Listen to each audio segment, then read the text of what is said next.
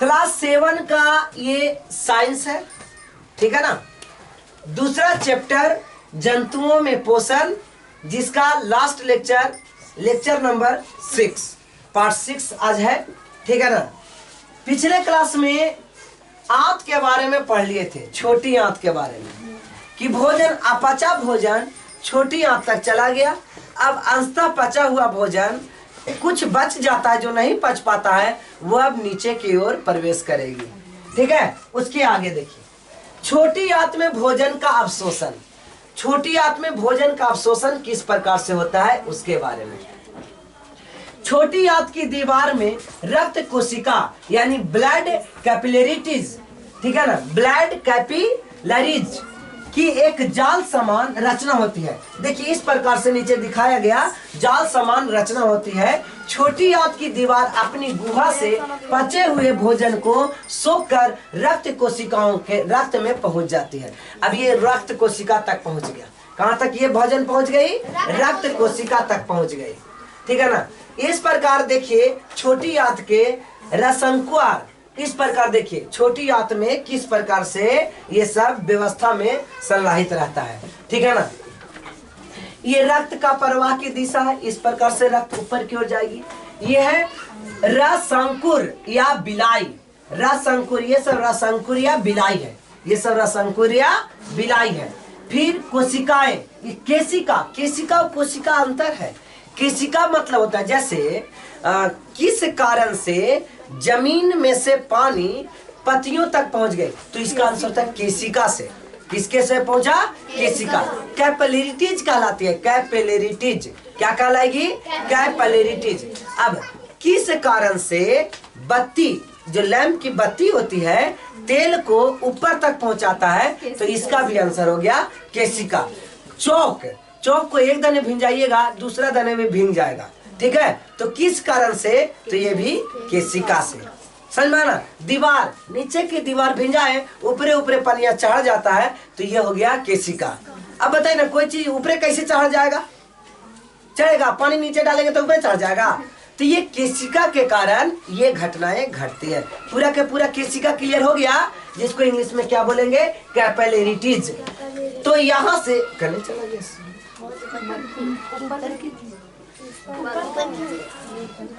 एक मिनट। हाँ, तो ये यानी रक्त केशिकाओं यानी ब्लड कैपिलरीज की जाल के समान होती है। तो ये देख लिए।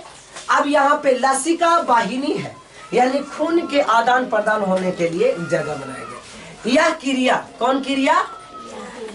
कहता है कि सोख कर इन रक्त केशिकाओं, कोशिका नहीं, रक्त केशिकाओं को रक्त में पहुंचा देती है। यह क्रिया अवशोषण यानी अब्जॉर्प्शन कहलाता है। यह क्रिया क्या कहलाता है? अब्जॉर्प्शन। किसे अब्जॉर्प्शन कहते हैं ये आप कॉपी में लिख लीजिएगा यहाँ से, ठीक है ना। अवशोषण के लिए छोटी आंत की दीवार में हजारों उंगलियां जैसी रचना होती है, जो रसंकुर कहलाता है। रसंकुर, रसंकुर विली। ये देखिए अंगुली जैसा रचना, ये हजारों, 4-5 को नहीं, ऐसा रचना हजारों है। अच्छा, ये कहाँ पाया जाएगा? छोटी आंत में पाया जाएगा। ये रचना कहाँ पाया जाएगा? छोटी आंत में पाया जाएगा, ठीक है। इसको विली कहेंगे। रसंकुर को क्या बोलेंगे? विली। रसंकुर को विली कहेंगे। रसंकुर छोटी आंत के अवशोषण की सतह को बढ़ाता है। रसंकुर द्वारा अवशोषित पचा भोजन रक्त संचार के माध्यम से शरीर के अन्य अंगों तक पहुंच गया, है ना। जो भोजन चाहिए था, ठीक है, तो वो कई भागों में चला गया। अब बसा कई भागों में जाएगा? बताइए, नहीं, बसा अम्ल जाएगा कई भागों में। एक और बसा 2 भागों में टूटा था, एक बसा अम्ल और दूसरा गिल्सरॉल। तो गिल्सरॉल के रूप में। अब प्रोटीन किस में टूटा? एमिनो एसिड में टूट गया। यानी हम प्रोटीन खाए तो प्रोटीन का सब जगह गया नहीं, अमीनो अम्ल सब जगह गया। और खाए थे चावल यानी कार्बोहाइड्रेट्स, तो कार्बोहाइड्रेट सब जगह नहीं गया। क्या गया सब जगह? ग्लूकोज गया। सब जगह क्या गया? ग्लूकोज गया। तो ये सब विभिन्न अंगों तक पहुंचे। यह क्रिया स्वांगीकरण यानी असिमिलेशन कहलाता है। सब जगह भेजाने की क्रिया क्या कहलाता है? असिमिलेशन कहलाता है। क्या कहलाता है?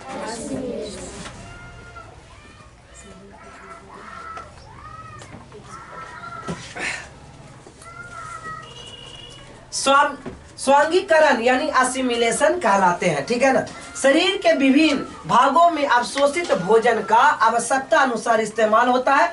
जैसे बताए, सब बताए वही चीज आएगा। अमीनो अम्ल, कुछ ही बनाया था अमीनो अम्ल, प्रोटीन। तब प्रोटीन से अमीनो अम्ल आवश्यकता अनुसार जटिल प्रोटीन बनाता है। अब देखिए क्या बना है, जटिल ग्लूकोज ऑक्सीजन की उपस्थिति में टूटकर कार्बन डाइऑक्साइड के साथ जल बनाता है। यह क्रिया उत्पादन होता है क्या, ऊर्जा का उत्पादन, जिससे शरीर द्वारा विभिन्न कार्य होते हैं, ठीक है ना। तो जो कार्बोहाइड्रेट टूटा था किसमें, ग्लूकोज में। अब ग्लूकोज ऑक्सीजन के सहायता, जो खून में प्रवाहित होने वाली ऑक्सीजन होती है, इसकी सहायता से एनर्जी देता है, ठीक है ना। आप दवाई खाइएगा तो तुरंत एनर्जी मिल जाएगा नहीं, लेकिन चावल या भात रोटी खाइएगा तो आपको एनर्जी मिल जाएगा तुरंत। भूख लगा और कुछ काम नहीं अब हो रहा, लेकिन खाइए और तुरंत तैयार हो जाइए काम करने के लिए। ऐसा होता है कि नहीं होता है। अब है बड़ी आंत यानी large intestine, large intestine, large intestine, बड़ी आंत, लार्ज इंटेस्टाइन, बड़ी आंत, बड़ी आंत, बड़ी आंत। छोटी आंत में बड़ी बड़ी देखे थे कि रचनाएं वो भोजन को पचाने में मदद किया, सब जगह भेजा। अब देखिए कि लार्ज इंटेस्टाइन का काम। छोटी आंत के बाद भोजन का अवशेष बड़ी आंत में। अब बड़ी आंत का लंबाई क्या, अब बताइए, अगर सब 7.5 मीटर तो छोटी आंत था, 12 में 10 में 7.5 कौन था, छोटी आंत, और 1.5 मीटर बड़ी आंत। तेरा बड़का काहे कहा गया, यही समझ में। छोटी आंत का लंबाई बड़का गो, अब बड़ी आंत की लंबाई छोटा, है ना। एकदम बड़का, एकदम 100 कंफ्यूजन वाला ही चीज हो गया, है ना।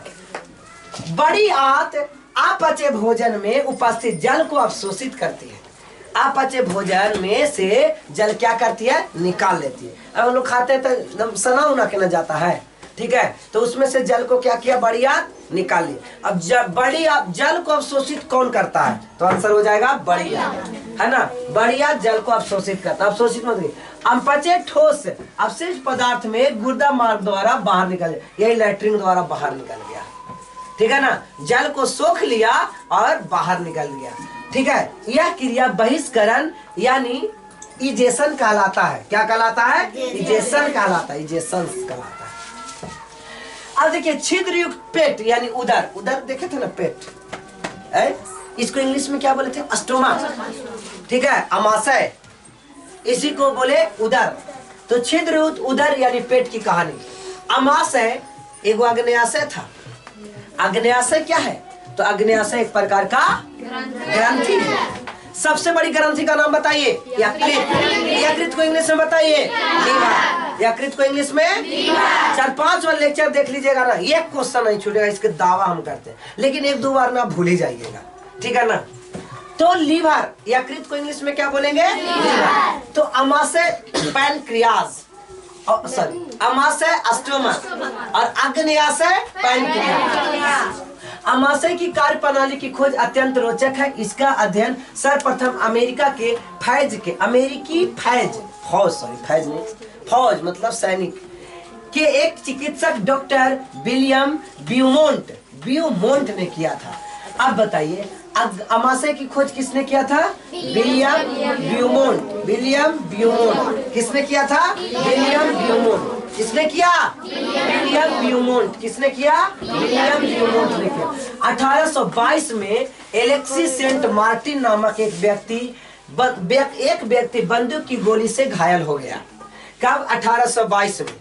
तो ये उसी का ना डॉक्टर था, जो फौजी है जो घायल हुआ उसका ये डॉक्टर था, ठीक है। कौन डॉक्टर था, विलियम ब्यूमोंट। डॉक्टर का नाम विलियम ब्यूमोंट। तो एक वो फौजी घायल हो गया, कब, 1822 में, ठीक है, जिसका नाम था अलेक्सी सेंट मार्टिन। व्यक्ति की गोली से एक घायल हो गया। गोली व्यक्ति के सीने में लगी। गोली सीने की दीवार को छेद करते हुए अमाशय में घुस गई। कहाँ घुस गई, अमाशय में, जिससे अमाशय की दीवार में एक छेद हो गया। डॉक्टर ब्यूमोंट ने उस व्यक्ति को 18 महीने तक इलाज किया। इलाज से घाव ठीक हो गया। उस व्यक्ति को जान तो बच गई, परंतु अमाशय में छेद उसी प्रकार से रह गया। चिकित्सक ब्यूमोंट ने उस छेद से अमाशय के भीतर एक नली घुसाकर उस भोजन के अध्ययन करना प्रारंभ किया। मतलब रिसर्च कर रहा है, उस सैनिक फौजी पर क्या कर रहा है, रिसर्च कर रहा है। एगो नकली नली बना दिया, ओकरा नली डाल दिया, जहाँ छेदवा हुआ था ना उसको सेलो टेप से साट दिया, ठीक है, घुसा कर उसमें भोजन का अध्ययन कर 9 वर्षों तक लगातार अध्ययन करने के बाद बिमेंट ने जो निष्कर्ष निकाला वह इस प्रकार है। अमाशय में भोजन का मंथन होता है, मतलब पूरा मथाता है। अमाशय में भोजन का क्या होता है, मथाता है, ठीक है ना। अमाशय सुनना ना, स्टोमक, अग्न्याशय नहीं ना है, अमाशय। तो पहला याद रह गया, अमाशय में भोजन का क्या होता है, मंथन। अमाशय की दीवार से निकलने वाला रस भोजन को पचाता है ना। इसे समझने के लिए चिकित्सक ने अमाशिक रस को बाहर निकाल के उसे कुछ भोजन में मिश्रित कर दिया। उसने पाया कि अमाशिक रस मिलाने कुछ देर बाद भोजन में उसमें घुल गया, वो अपने पचल नजर आया। अमाशय अंत में आंत से जुड़ा हुआ होता है, और अमाशय में पाचन के बाद भोजन आंत में इस प्रकार प्रवेश करता है ना। इस प्रकार भोजन क्या करता है, लास्ट में प्रवेश कर जाता है, किसमें, आंत में। अमाशय के बाद किस में जाता है, आंत में जाता है। इस प्रकार पचने की विधि डॉक्टर बिमेंट के अध्ययन के बाद हुआ कि कैसे कैसे भोजन पचता है। ये ऑपरेशन जब किया तो इससे पता चला।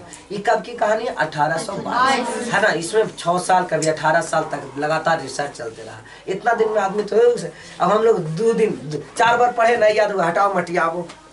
हाँ बताइए कितना दिन तक मेहनत किया एक ही रिसर्च को लेकर के। अब पाचन संबंधी बीमारी, क्या क्या पाचन संबंधी बीमारी है, ठीक है ना। अभी बहुत मन लगता है क्वेश्चन।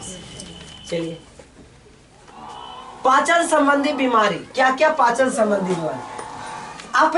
आपने कभी किसी व्यक्ति को बार बार पतला दस्त यानी पैखाना होते हुए अवश्य देखा होगा कि उसको लैट्रिन हो रहा है ना।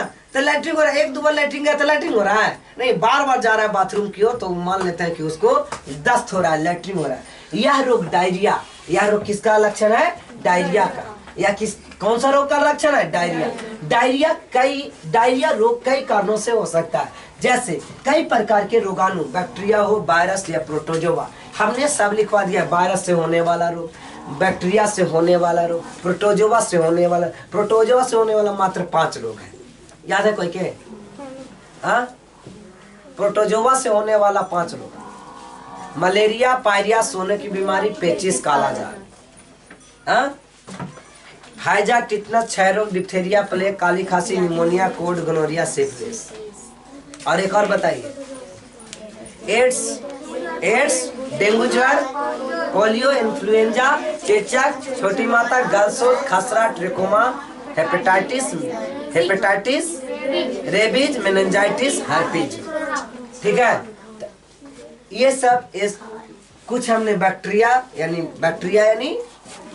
यानी जीवाणु, वायरस यानी विषाणु, और प्रोटोजोआ से होने वाले रोग बता दिया। तो कहता है कि द्वारा आंत में संक्रमण हो जाता है। विषाणु विषाक्त यानी फूड पॉइजन का, पॉइजनिंग का भाग हो जाता है, ठीक है। विषाक्त मतलब पॉइजन। तथा अपच यानी इनडाइजेशन से भी डायरिया होता है। कभी कभी ज्यादा आप मार लेते हैं और पच नहीं पाता है तो उसमें डायरिया का लक्षण है। भोजन विषाक्त प्राय बैक्टीरिया तथा कुछ कवकों से संक्रमित भोजन खाने से होता है। गर्मी तथा बरसात के मौसम में यह रोग सामान्यतः ज्यादा होता है। हमारे देश में बच्चों को होने वाला यह आम बीमारी है ना। भारत में डायरिया आम बीमारी है ना। अब डायरिया कहिएगा तो लोग आप भगा जाएंगे, ये लैट्रिन हो रहा है तो कोई टेंशन नहीं है, लैट्रिन हो रहा है जाइए डॉक्टर के पास, दवाई सुई दे दिया ठीक हो गया, है ना। और कहिए कि उसको अथी हो जाए, डायरिया हो जाए, है ना, डायरिया हो जाए, समझ में ना। और लैट्रिन कुछ नहीं होगा, दवाई खाइए, 5-6 रुपए का दवाई लगेगा, ठीक हो जाएगा। तो खैर लगातार और इलाज नहीं करवाई तो और बीमारी बढ़ जाएगी। लगातार दस्त होने से, दस्त मतलब लैट्रिन, है ना, लगातार दस्त होने से शरीर में जल एवं आवश्यक लवण की कमी हो जाती है ना। ये बहुत जरूरी हो जाता है। क्या चीज की कमी हो जाती है, पानी की कमी हो जाती है, और जो चाहिए लवण उसकी भी कमी हो जाती है। यह अवस्था निर्जलीकरण यानी डिहाइड्रेशन कहलाता है। पानी की कमी और लवण की कमी क्या कहलाता है, डिहाइड्रेशन। क्या कहलाता है, डिहाइड्रेशन। याद रहेगा, पानी की कमी, लगातार लैट्रिन होने से पानी की कमी और लवण की कमी हो जाते हैं, जिसके कारण ये घटना डिहाइड्रेशन कहलाता है, निर्जलीकरण। डिहाइड्रेशन को इंग्लिश में क्या कहते हैं? डिहाइड्रेशन यानी निर्जलीकरण के सारे लक्षण, जैसे मुंह एवं ओठ के सूखना, है ना, मुंह सूखेगा, ओठ सूखेगा, बार बार लगा के ऐसे ऐसे भिंगाए, ठीक है, ओठ सूखना, जैसे ये सब लक्षण है। आंखों के अंदर लगा कि आंखें धंस गया है, ठीक है, शिशुओं में शरीर में त्वचा में ढीला पड़ जाना, ये सब डायरिया में कहता है। डायरिया के लगातार बने रहने से स्पष्ट दिखाई देता है। लगातार डायरिया होने तो ऐसा आंखें धंस जाता है, अंदर घुस जाएगा, लंबे समय तक डायरिया। देखिए अब इसके बाद लगातार डायरिया होते रह गया तो निर्जलीकरण, पानी की और भी कमते रहेगी, है ना, जिसके चलते आदमी अंत में टपक जाएगा, ठीक है ना, आम का जैसा टपक जाएगा। तो खा लीजिए, करी कि सर खा ले। आगे, डायरिया के समय वे सारे उपाय किए जाने चाहिए जिससे निर्जलीकरण की अवस्था न रह जाए, ठीक है ना, यानी पानी की कमी और अम्ल की कमी, लवण की कमी ना हो, निर्जलीकरण ना हो। इसके लिए रोगी को, बीमारी व्यक्ति को ORS, एक ORS की घोल पिलाए, प्रचार करता रेडियो टीवी पर, ओरल रिहाइड्रेशन सॉल्यूशन, यानी फिर से जो हाइड्रेशन ठीक हो जाए को पिलाना चाहिए। ORS की घोल नहीं कहता, ORS की घोल पिलाना चाहिए, तो क्या हो गया, इसको ओरल रीडिहाइड्रेशन सॉल्यूशन पिलाना चाहिए। ORS को जीवन रक्षक घोल के नाम से भी जाना जाता है। ORS को किस नाम से जाना जाता है? जीवन रक्षक घोल के नाम से जाना जाता है। यह चीनी और नमक का घोल है। अगर ORS की नहीं आ रहा है तो चीनी और नमक को पानी में घोल दीजिए और उसको पिला दीजिए, जो सबसे प्राथमिक स्वास्थ्य केंद्रों पर मुफ्त रूप में उपलब्ध है। जाइए वहां कहिए ORS का चाहिए पुड़िया, तो दे देगा, ठीक है ना, डिहाइड्रेशन ठीक हो जाएगा। इसे घर में निम्नलिखित पदार्थों को एक साथ आसान मिला करके बनाया जा सकता है। 8 चम्मच में 1 चम्मच क्या लेना है? नमक लेना। 8 चम्मच चीनी लीजिए और 1 चम्मच नमक ले लीजिए, ठीक है ना। अब बना दीजिए उसको और उबाल कर ठंडा कर लीजिए 1 लीटर जल में। कितना जल में? 1 लीटर। अब देखिए जुगाली करने वाले जंतुओं में पाचन किस प्रकार, ये आदमी जुगाली नहीं करता है ना। जानवर देखिएगा कुछ देरी में सब खा गया, ठीक है, अब खैला के बाद बैठ के पघुराइत रहेगा, करते रहता है। तो उसमें क्या है कि वो बाद में उसको पछता है, नहीं देखते हैं, जुगाली करते रहेगा, फिर निकालेगा मुंह में से, देखते हैं ना, और फिर में अंदर सब पचाने के काम में आता है। असुरवा लोक के खा लेगा, है ना, सब चबा जाएगा, ऐसा ही ना चबाया तैयो घुसा लिया। हम लोग भोजन को अच्छा से चबाते हैं, कुछ भाग बचता है तो वो एंजाइम और हाइड्रोक्लोरिक अम्ल के सहायता से वो पच जाता है। 34 हुआ है यार, अब वीडियो अपना होना चाहिए। कितना मिनट हो गई? क्या 2 मिनट? हाँ, देखिए जुगाली करने वाले, ये अगले लेक्चर में देखेंगे, ठीक है ना, जुगाली करने वाले जंतुओं में किस प्रकार से भोजन पचता है।